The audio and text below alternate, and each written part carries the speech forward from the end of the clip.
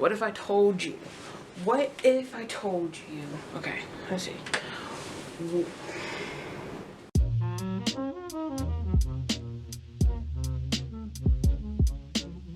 gonna find my thing. Hold on. Pause. I know that this exam is pass fail. I did not put these on. Explain this album cover to me. This is the closest shirt that I have to the former band merch. Like, this is as close as it's gonna get. It's my Bucky's t-shirt. My mom and dad got it for me. If you never watched Javon Monroe's belly dancing video to 9 Inch Nails, first off, don't talk to me. Secondly, you are missing out, okay?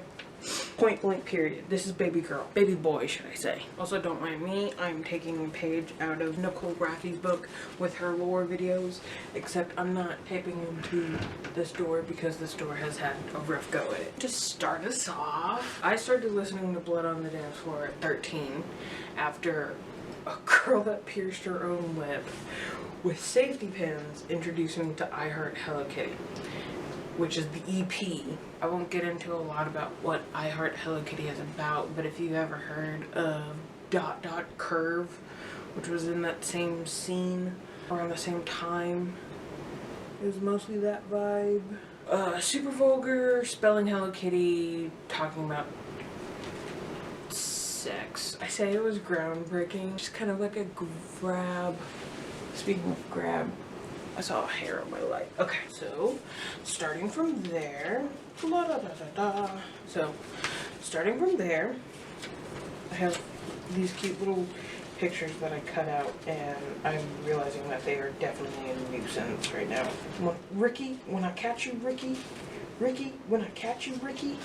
There he is. So I Heart Hello Kitty came from Blood on the Dance Floor's first album, Let's Start a Riot. It is genred by Google as metal, French indie, dance, electronic, Japanese hip hop / rap, J-pop, and something called rap queb, which, like, the way that it's spelled, it sounds like rap Quebec.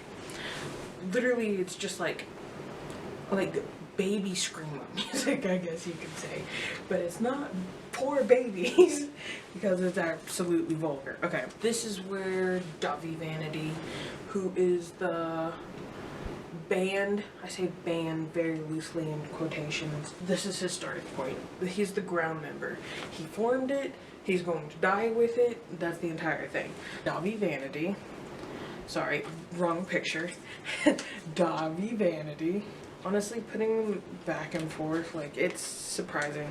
So apparently this most recent picture, this tall picture right here, is somebody had spotted him without his wig, and that's telling me that this hair in this picture right here is a wig.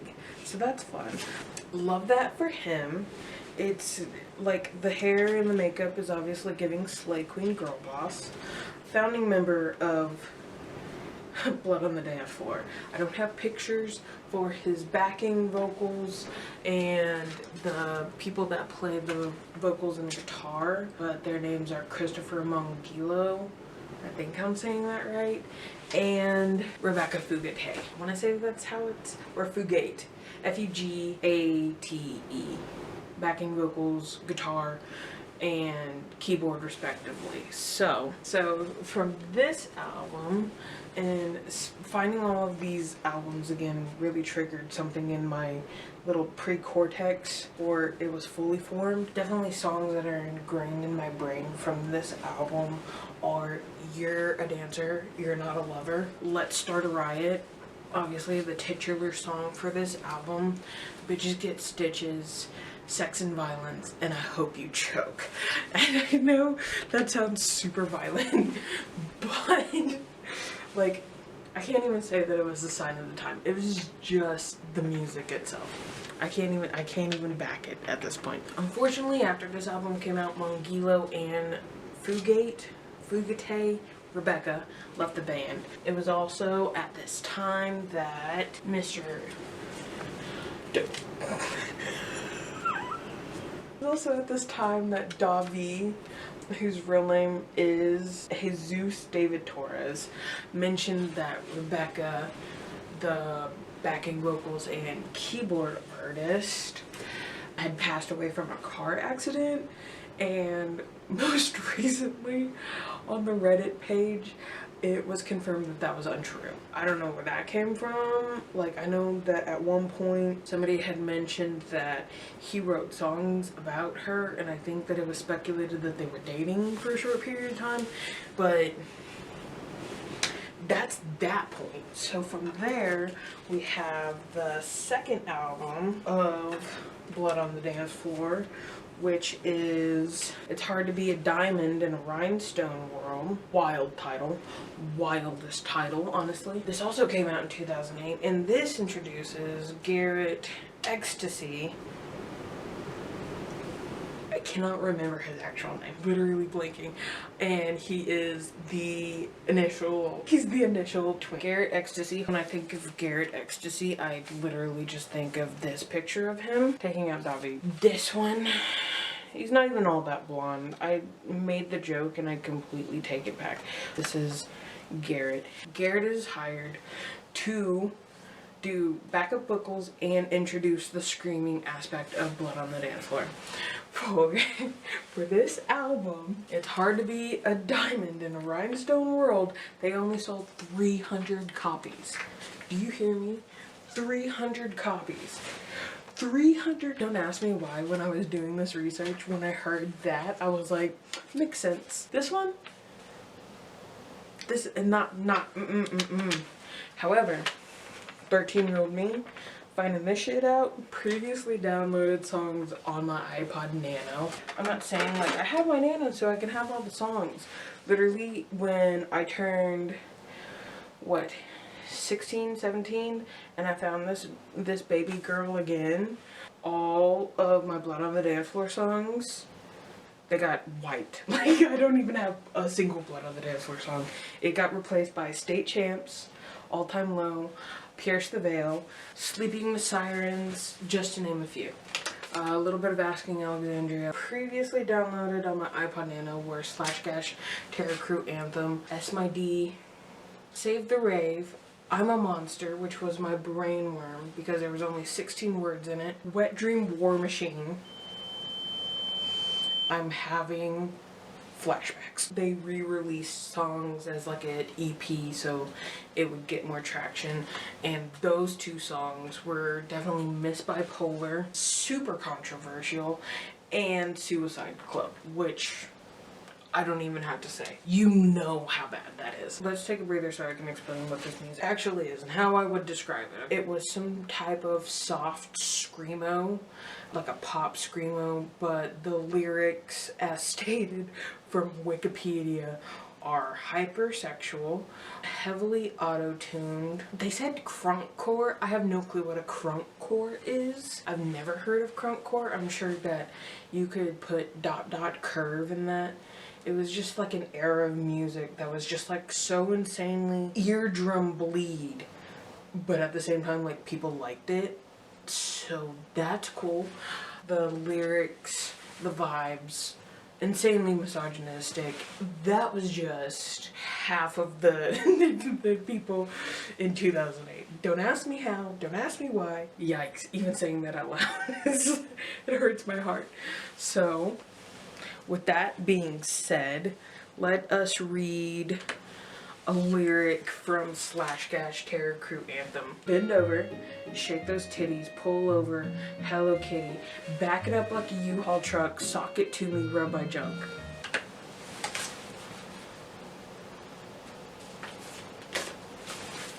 Have you been personally victimized by this man? Look at this graph! Wrote and sung that song.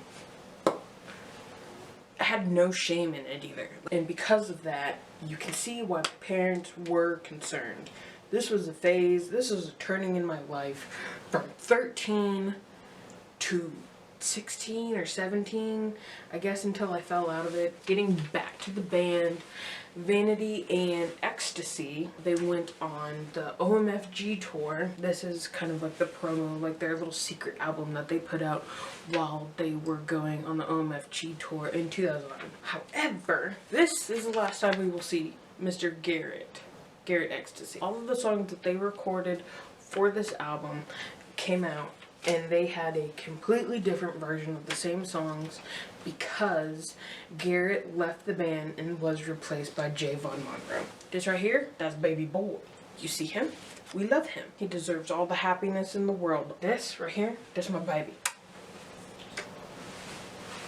Javon Monroe enters, Garrett leaves the band. The OMFG album was scrapped and rebranded as Epic 2010. This was the first album that I ever got for Blood on the Dance Floor. I was so happy because, oh my gosh. Even looking back on it now, like I know for a fact that I saw this album and I was like, Jay is a hottie. Now we're getting into the problematic era, as if it wasn't problematic already. Inserting problematic Jeffree Star. Makeup was pretty dog. This is definitely a look. Nobody said that it was a good look. They just said that it was a look. I ain't defending him. Jeffree Star comes on the scene. The duo went on tour over spring and summer 2010, recorded 3 songs with Star for Epic. Those were Inject Me Sweetly. I think they did a feature for Sexting. It was either Sugar Rush or something like that. Maybe they did an extra Candyland. Jeffree records 3 features for Epic 2010, okay? The singles were leaked. The collaborations with Jeffree Star did not live long. They were not included on the Epic EP because Mr. Jeffree Star had accused Davi. Hold on, I gotta find bald Davi again. Okay, Mr. Jeffree Star had accused Mr. Davi Vanity of being a petal folder. That's what we're going to use. So a pedophile folder. And a predator, claiming that Star witnessed a lot of sus behavior, very sussy behavior of Mr. Davi Vanity while they were on tour together. This would be later confirmed by Garrett Ecstasy, which is why Garrett left the duo, okay? Mr. Jeffree Star later retracted these accusations and claimed that it was due to feeling like he was victimized by the band, okay? Or what did it say? That it was due to feeling like the band was being victimized. So, not him being bullied, but he said that he took back what he said because he thought the band was being bullied. I never trust a man named Jeffree no more. Mr. Bezos, Mr. Star, Also, allegedly. I say allegedly for all of these accusations because they have not been confirmed nor denied. Well, they've been denied by Davi, but they haven't been denied by the victim. The singles that Star was featured on were then re-recorded because of the accusations that Star posed against Mr. Davi Vanity. Allegedly. A lot of it had been uploaded on like YouTube. I think that's...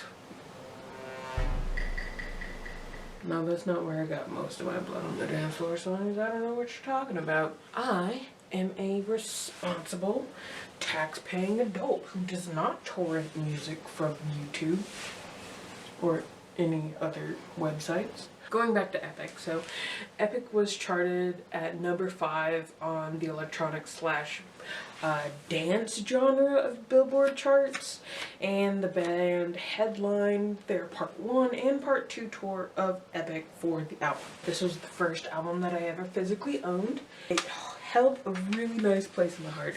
I also do apologize to my parents for buying this for me, for having to hear this and having to live with me while I was in this era. Punk as a teenager, and I'm sorry for it. This is the third studio album of Blood on the Dance Floor.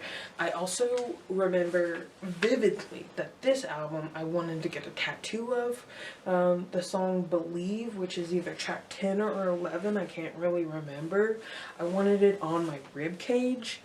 The lyrics, believe in me, just keep your faith and believe in all that you make.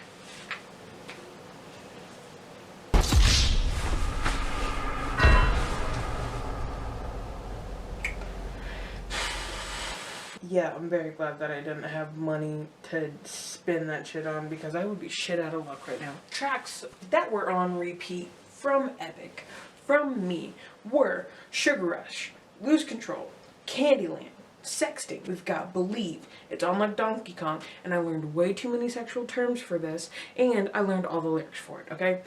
Success is the Best Revenge, Innocent High, and IDGAF remake. Like, when I think of this album, it's just like sitting right here. It's sitting in the back of my brain. I will recite some lyrics from the infamous Candyland right now. So take a number, get a line, what, whipped cream, and Astroglide, which I once said out loud. And my aunt was very confused. I traumatized her that day. I'm sure she was a little upset because I should not have known what Astroglide was at that time. If you don't know what Astroglide is, take off my wrapper and slip and slide. Lick it red hot like your candy cane. You think I was a zombie by the way I give you brain. Which? It took the ear ringing. You just did slow zoom in. Oh boy. I mean, hey. That was Jay's lines, right? And obviously every single time that Jay, like, was spitting on the mic, I was like, yeah, it's like, Jay be getting it. Davi has, like, the wackest lyrics of the entire band. Jay be saying the wildest shit all the time.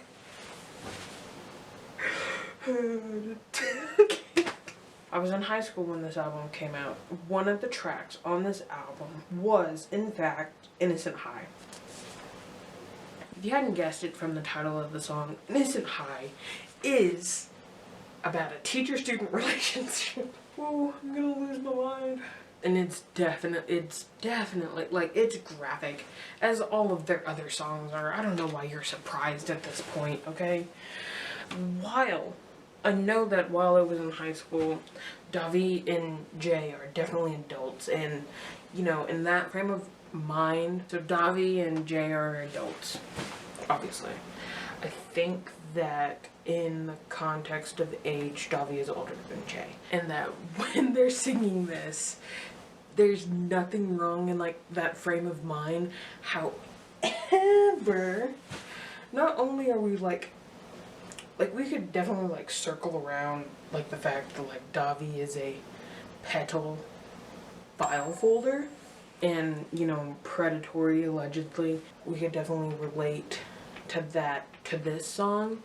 I could also list, like, a lot of different media that shares, like, the same look on teacher-student relationships as, like, salacious and taboo instead of predatory. So Pretty Little Liars, A Teacher, which is an actual series about it. We got Dawson's Creek, Gossip Girl, Degrassi. It goes on and on. Like, it doesn't just stop there, okay? With that being said, that song I listened to more than once. It was a staple of the BOTDF playlist. Lyrics read, teacher, teacher, teacher, I need an A+. Take off my pants and make me start to bust. Oh, and then teacher, teacher, like my preacher. And then there was another lyric in there, like Jenna Jameson, you know, the Prawn Star. We can be more than just friends. And I think that they had somebody who sounded like Jenna Jameson, or they clipped Jenna Jameson's from one of her videos and put it in the song. Why was I listening to that in high school? I know now we have like this whole, like, people are just kind of make like that argument of like WAP is too vulgar and oh my gosh, like you can't be listening to stuff and what will the children think? Children will find something way worse, okay? I found something way worse, okay? You could say that was the time, you can say whatever you want, but that just kind of mellowed me out for everything else that came out afterwards. Like, there can't be anything that shocks me as much as that anymore, okay? Listening to that for the first time would kill a pilgrim boy. How about a pilgrim man? A pilgrim woman. You take any pilgrim person and make them listen to Blood on the Dance Floor, they are dying on sight, okay? Big one, big one, okay. In the same album, You Done Goofed is on this album, okay? At the time, or closely before this album was released, 11-year-old Damien Linhart, formerly known, I don't want to use their dead name, okay? Also known as Jessie Slaughter or Curly Girl. I have a picture of them. It's not of their face. This is the picture that I found searching for Damien Linhart instead of their original birth name, Sunharts, okay? Brought to the forefront with their video in 2010. The videos were in response to accusations that a friend R-worded Linhart and that Linhart had a sexual relationship with the lead singer, Davi Vanity. Allegedly. I was looking for this picture. I was looking for a picture of Davi Vanity and I found this one and they were like, he's wigless. And then somebody said, he looks like emo Pitbull. I'm sorry to Pitbull. So this led to the BOTDF fan base harassing Linhart and their family with phone calls and cyberbullying. Like, constant phone calls, emails, like comments on videos. It was relentless, okay? The fan base was growing, but they were growing with hate, okay? They did not believe anything that Linhart had said. Then, you know, people were, it says that it began the debate on like the dangers of anonymity on the internet and whether the internet is a safe place for minors and people in general. I don't believe that's so, because I know for a fact that way before Linhart's cyberbullying case came forward, this was already a problem. Like, this had already become a problem. Thank goodness I was only scarred by Blood on the Dance Floor, which was enough. Yeah, it was cruel.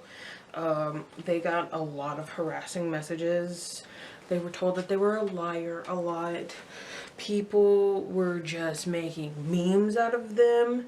In 2016, which is way after this, because the album came out in 2010, 2016, Linhart told The Independent that their situation was straight up harassment and stalking, which was true, because they were finding information that I guess you could say was readily available on the internet at that time. They found their phone number, they found their email address, they found their parents' email address, they found their home address. They were sending shit through the mail. They were, it was rough. It was so bad.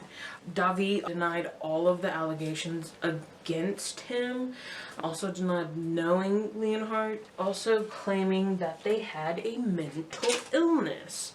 I will say kind of comes up as a theme for Davi, because Davi, not only does Davi shift blame a lot, but he will also come up with anything else to just like, I don't know what happened to him. Still, this was just an alleged, a lot of rumor spreading. Nobody had any concrete case or evidence at that time. Claiming that they had mental illness and denied knowing any other victims that had already started coming forward at that time. In response, You Done Goofed, which was track 12, I believe, 12 or 13, was written because the video that that Davi got the quote from is of Linhart's father insulting and threatening 4chan users. He went on like a really long rant in this video, and he said, I'm gonna tell you right now,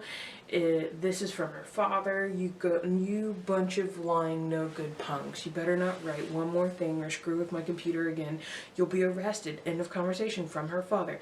And if you come near my child, guess what? Consequences will never be the same. You lying bunch of pricks. I think he ended that rant with "you done goofed." However, when he did that rant, it only fueled a lot of the harassment, and people started making memes of Leonhard's father with the "you done goofed," and then this song came out and everybody was just kind of like, ah ha ha ha. So they're basically laughing at an 11-year-old.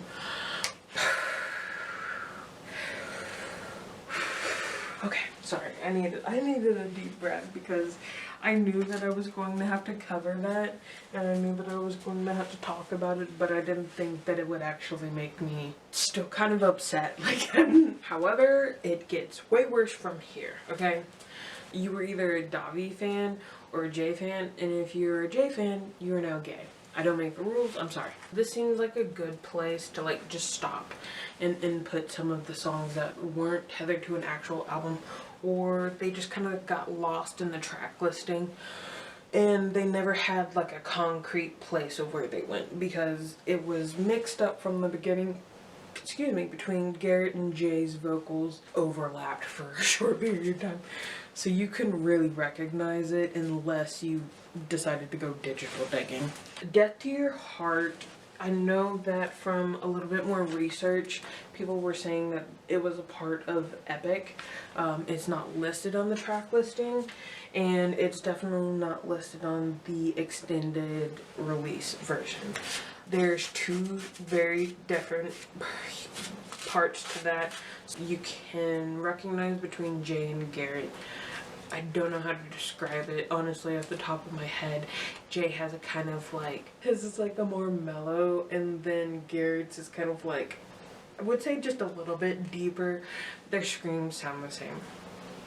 That sounded really wrong. Their screamo vocals, their unclean vocals is what it's labeled as. So their unclean vocals sound the same. They have the same octave when it comes to unclean vocals.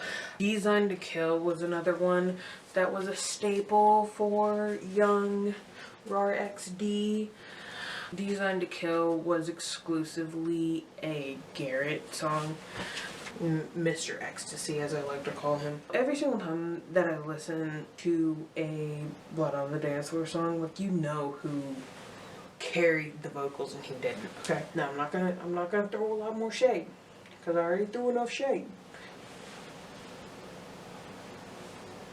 Jay and Garrett were the number one band members of Blood on the Dance Floor of all time. I'm sorry, I said it. At one point, Jay, so All the Rage, which is the next album that we're going to talk about, in All the Rage, Jay's basically carrying this band on his back because he's playing vocals, unclean vocals, guitar, piano, drums. I think that he was listed as playing drums, which I was like, honey, ain't you tired? I did hear a rumor that Jay had to have a massage therapist on hand for almost all of their music videos, and after Warped Tour too. Do you want to know why?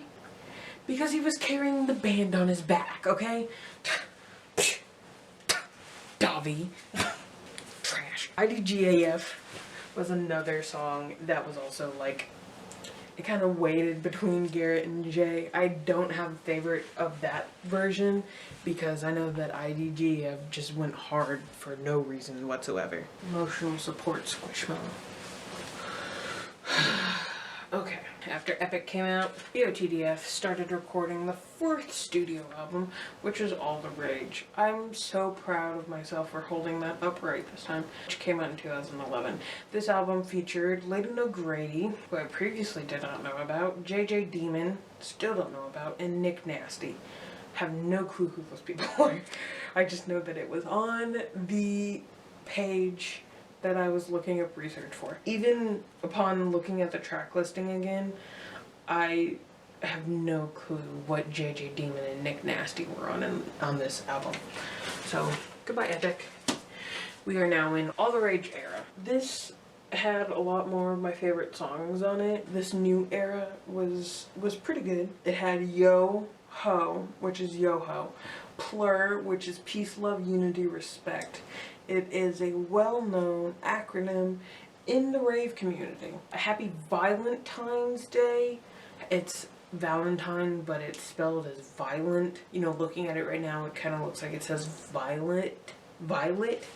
So happy Valentine's Day, which is like an anti-love song, and Bewitched. They were released as promotional singles for this album. Bewitched is marked as the band's most well-known song.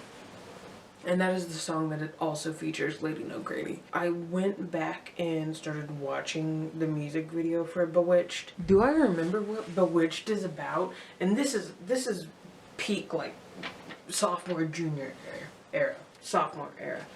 I was like, do I even know what the music video for Bewitched is about? That shit was wild, okay? I don't know how I sat through that because the background that they sing in front of is like black and white, but it's like rainbow bubbles or whatever. And then they're standing on a chessboard singing, and then there's frozen people on pillars behind them. Jay has like 2 makeup and costume changes during the entire thing, and it's centered around Davi Vanity trying to romance Lady No Grady, which, this is Lady No Grady, okay? Lady No Grady is a beautiful woman. Love her, loved her. She is the moment. She's the feature for this, and let's get into that really quick. Get into it. Let's get into it. The feature on Bewitched. And she stated that she felt disrespected by the band during production as well as the music video, and had to confront the band directly for her name to appear on the credits of the song. Disrespect towards this woman.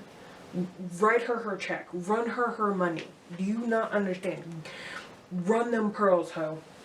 Not you. You're not a hoe. I love you. In retaliation, her song feature was performed by other female vocalists and re-recorded in 2013 for the acoustic album by Haley Rose. Don't know who Haley Rose is, no disrespect to her, but also run Lady No Grady her check. This is the other point where I had to show my ass again when I tell you that I was deep in the trenches of Blood on the Dance Floor. The song Find Your Way had an introductory inspirational quote. I used that quote for my senior quote in the yearbook.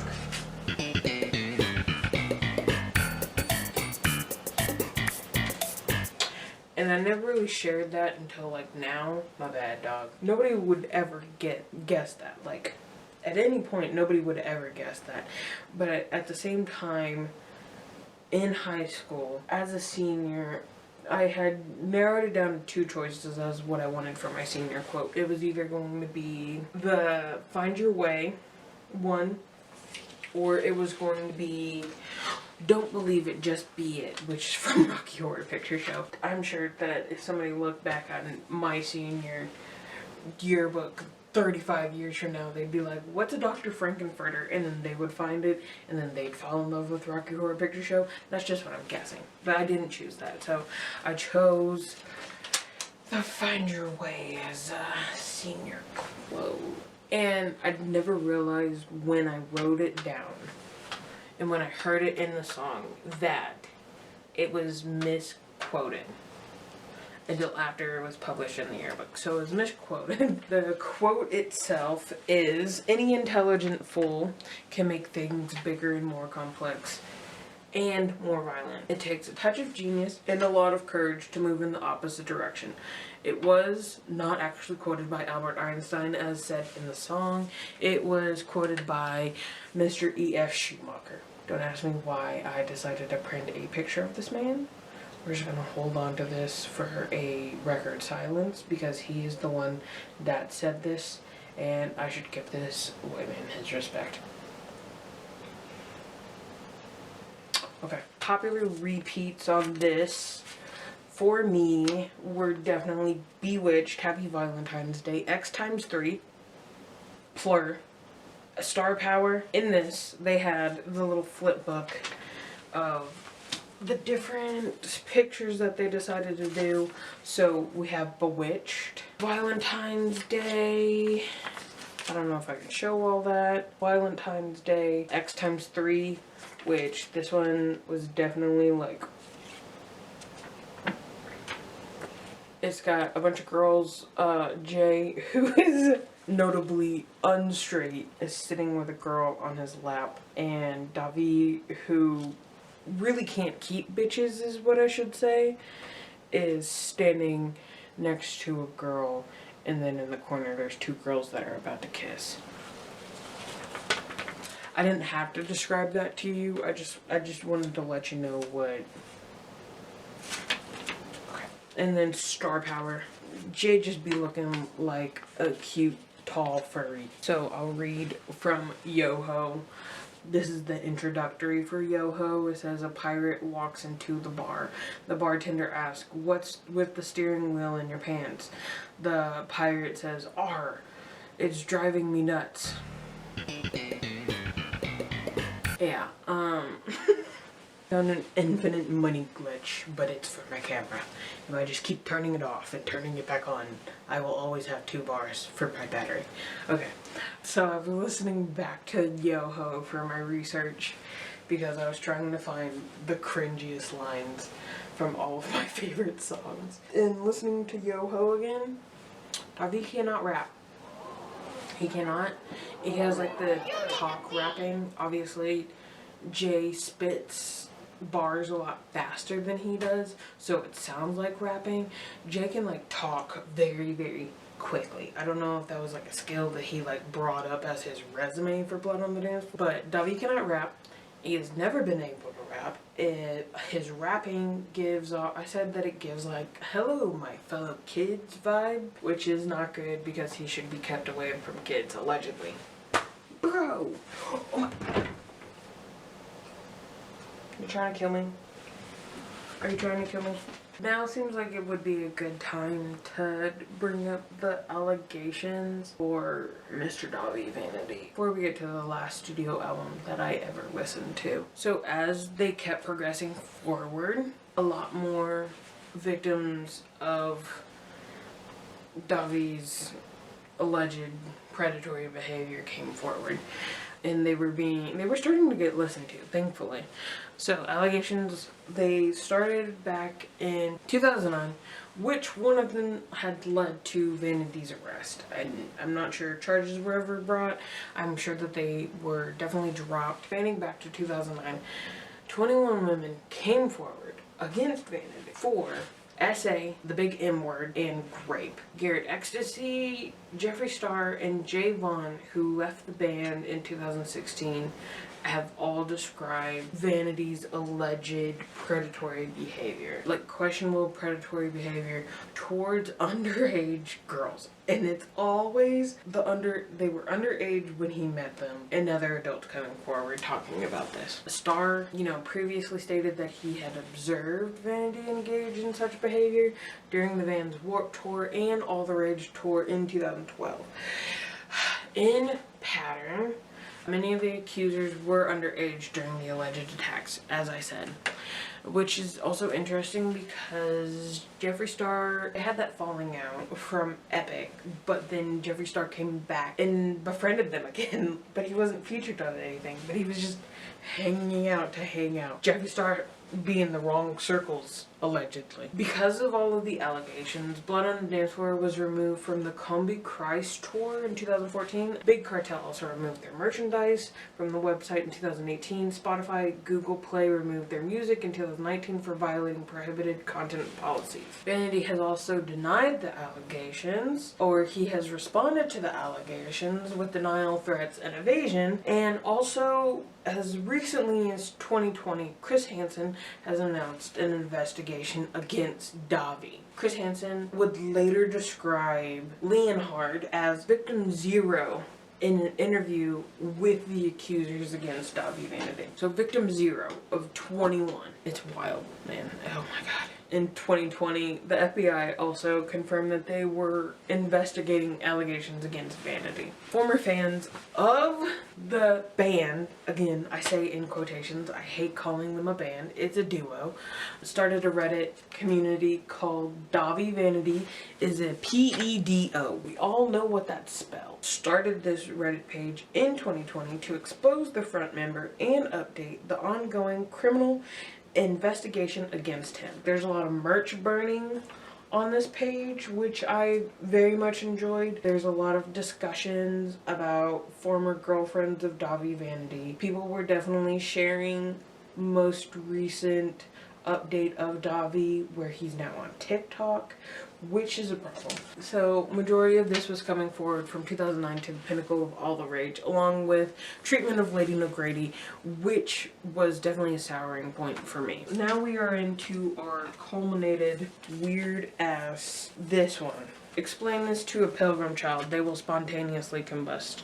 I dare you, I dare you. Davi be looking like a bat, Jay be looking like,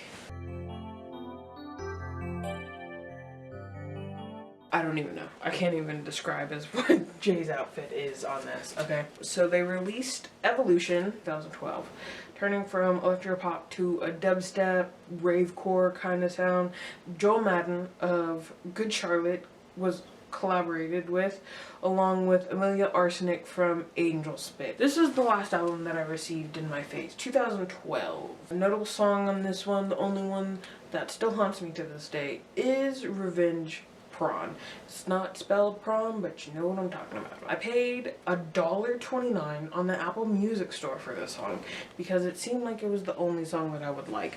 I had the album, I had the CD, I was listening to it. Notable on this one was Frankenstein and The Bride, Evolution, the one with Good Charlotte Man in that.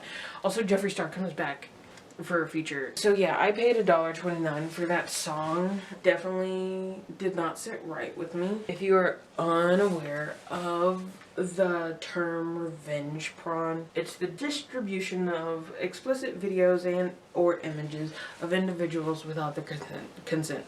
You remember Sexting, the track from here? This is the aftermath of that, okay? Revenge porn, epic. Sexting from Epic. Lyrics include, take your pants off, we just want to see you naked. Is anyone up, is anyone down to get revenge on this town? We'll upload your shit and we'll take you down. You always said, sorry.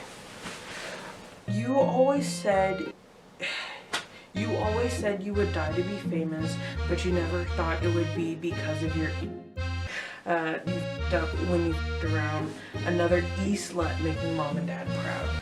Straight to the gutter from where you came, that sloppy slut I can't say that. Even like reading, I can't say that. That sloppy slut P word got you fame.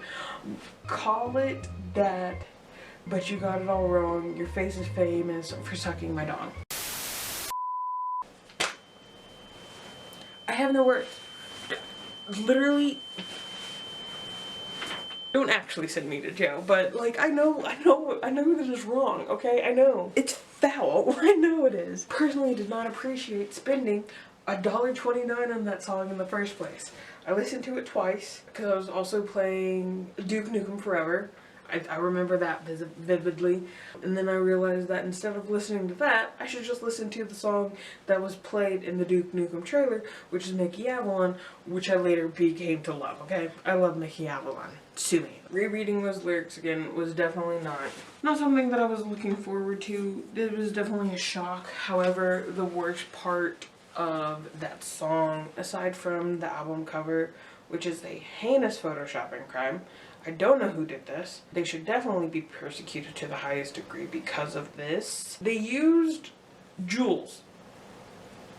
You remember the quote that Samuel Jackson says in Pulp Fiction? They used that quote at the end. It's like, when I strike vengeance, I cannot. As if to justify the song itself. Don't ask me to recite that off the top of my head. I've watched Pulp Fiction like 3 times and I still can't remember. brothers and sisters, motherfucker. Is that it? Okay. But it talks about vengeance in the quote, and they use that to justify putting it in the song, even though the song itself is not vengeance at all. It's just a sex crime. This was definitely the last album that I listened to, and the last album that I had, and it definitely sucked. It went directly from what I liked about Blood on the Dance Floor with like its techno stuff, and turned into a lot of rave crunkcore, which I still don't know what crunkcore is. Okay. So after this album, they came out with Club to Death, which is EP from 2012, and their 6th EP, which is Anthem of the Outcast, which was released in fall 2012. Davi's giving a weird Beetlejuice sleigh. Here's Jay standing in the background pretending that he's not taller than Davi. I'm sure for a lot of their pictures, Davi was like, hey Jay, can you like stand at a slant so you look shorter? Me when no. I was gonna say me when I'm part of Blood on the Dance Floor. Just, no, that's not, no. Javon Monroe did not leave the band until 2016. However, it also came forward that, where's my baby? In an interview with Chris Hansen, Monroe accused Vanity of abuse, financial and physical. He stated that Vanity forced him to tour without his HIV medication, living with Vanity for home, and given an allowance for his contribution to the duo that he was unable to live on. Allegedly. Like, Javon came forward and said all of this. I don't know if Rawr XD ever had to deal with something like that, and I know for a fact that Jeffree Star was already living in a state that he didn't have to rely on other people for money. Okay. This came forward, allegedly. This man sang six songs by himself that were okay, and then he needed every other man to back him up, okay? Put some respect on Jay's name, okay? Monroe also stated that he had made a full recovery after leaving the band in 2016. So now he is a drag queen. Smash or pass? I'm not even saying either or, just smash or pass. Also, the correct answer is smash. He's a drag queen now, and his drag queen name is The Dolly. I don't know where that came from. Didn't really expand on it. However, it is spelled kind of like Davi, as in D-A-H-L-I. Davi is spelled D-A-H. Like I'm spelling it on a piece of paper. V-I-E. Look, I'm running out of pictures. Okay. After 2016, Vanity decided to continue the band. Do you see this buccal fat removal face right here? You can't really, but that's exactly what it's giving. It's giving facelift. It's giving cheek lift. It's giving I lost 30 pounds on Nutrislim and decided to shave my cheekbones. He has bagged several baddies. Davi Vanity has. Several baddies. And he be looking like a toad. Be looking like a toad. Vanity continued the band, Blood on the Dance Floor, with then girlfriend, as of 2017, found Vendetta, temporary following Jay's leaving. Vendetta and Vanity released the album Kawaii Monster in 2017. In this picture, they kind of be looking like a really hot MILF and her teenage son that's going through a phase. Where was I wrong? Am I wrong? Are you gonna sit there and you're gonna tell me that I'm wrong, bro? Vendetta left shortly after. Surprise, surprise. Don't know if they broke up directly after that, but they did eventually break up. And that left Vanity as the sole member, again, of Blood on the Dance Floor. He has continued to release music and merchandise under both The Most Vivid Nightmare, which I did not print off, Vivid Nightmares, and Dark Arts Official. Vanity is now also on TikTok, which is this terrifying photo right here. He be looking like some good, like when I first saw him I was like, oh, it's just another emo girl with that weird, sorry Hayley Williams, I had to put you under the bus, that weird Hayley Williams bang thing that was going on for a short period of time. No, That's Dovey in glasses. And again, it's giving buccal fat remover, giving I shaved down my cheekbones. It's also giving lip plumpers. Dark Arts Official and Most Vivid Nightmares is what he is trying to rebrand himself as. Seeing him on my feed, my friend decided to send me somebody's stitch with his video. I was shocked, to say the least. Shocked. Shocked, I say. You thought that the lyrics shocked me. Is it, oh no, Jules fell. Shock again, I say. Okay. Shock-a-con. Anyways, a lot of users on the app have been doing their due diligence against his alleged predatory behavior and posing to a brand new fan base, which are 13 and under. I forget what the age range for TikTok users are, but it is kind of like... And that brings us to now. I guess I can take all these pictures and just kind of throw them up and be like, look, yeah. That did not go the way that I wanted it to. I'm sorry, son. He's like, I deserve compensation for my abuse. Yay. I just realized I had to pick all that shit up. Anyways. You know what? I might keep this one too. I ain't gonna explain it to anybody. I'm gonna use it as a bookmark. That brings us to now. I decided to do this video because I, for a very long time, for too long I might say, was a fan of Blood on the Dance Floor. And at the time, there was nothing you could convince me that I wasn't going to meet the band. Hold on. You could not convince me that I wasn't going to meet the band and or, I was going to say fall in love, but like even thinking about it back then, I was like, I wasn't into marrying Dovey, okay? I was into marrying Jay. Oh my gosh, I'm gonna be picking out pictures forever. Okay, so yeah, I was a diehard Rawr XD for way too long. I once believed that I was going to be able to meet the band at 15, which should have been a giant red flag. I remember in high school when my friends at the time gave me a ticket they received after going to an underground Blood on the Dance Floor concert, and it was signed, and that was my prized possession for my entire freshman year and sophomore year. I wrote a fan fiction about them, and I literally cannot delete it because I don't have the login, so that haunts me to this day. I had the t-shirts, I had the belt with the bottle opener buckle. I was planning on getting their ghost icon tattooed on me, all of that. With all of that said, yeah, this was a shirt that I owned. I don't think that I ever wore it, or maybe I wore it once. But this was a men's shirt. I used to not like the way that men's shirts looked on me, especially in high school. This was also a shirt that I owned, and it's the Blood on the Dance Floor. It looks like a bunch of booger pirate men that are getting attacked by a tentacle kraken on a pirate ship. Okay? I wore this t-shirt with my cute little long sleeve shirts that have thumb holes in it, and this exact hairstyle. That's why I decided to wear this hairstyle. So yeah, that was definitely a fashion choice, you could say.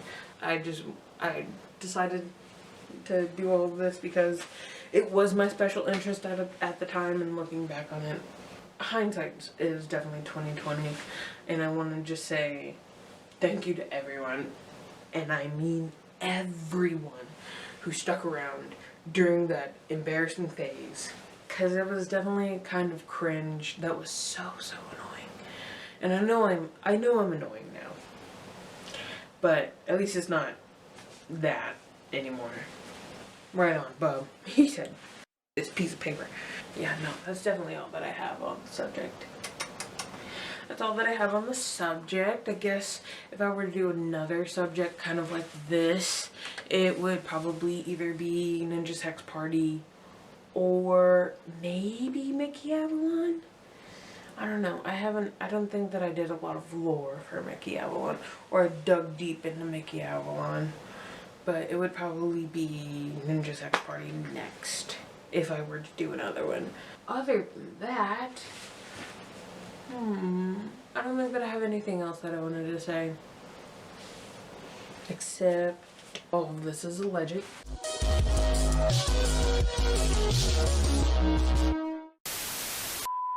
Fuck you, David. Yeah. I feel like I'm in an intervention. When was the last time you saw the perpetrator? Okay. Did you put your nose on something? In retaliation, her song will feature on what is this? The ongoing criminal, oh my gosh.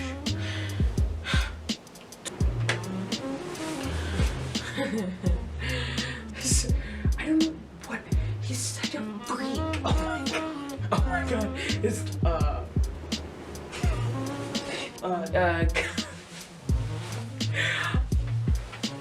I'm sweating. I'm like sweating. Okay. As far as the, sorry. So, what was I saying?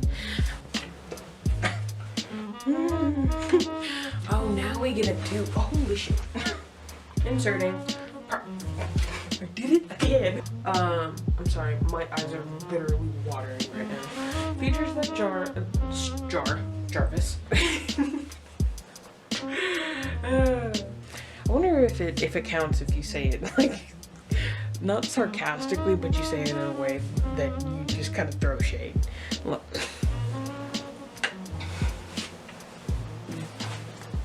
Which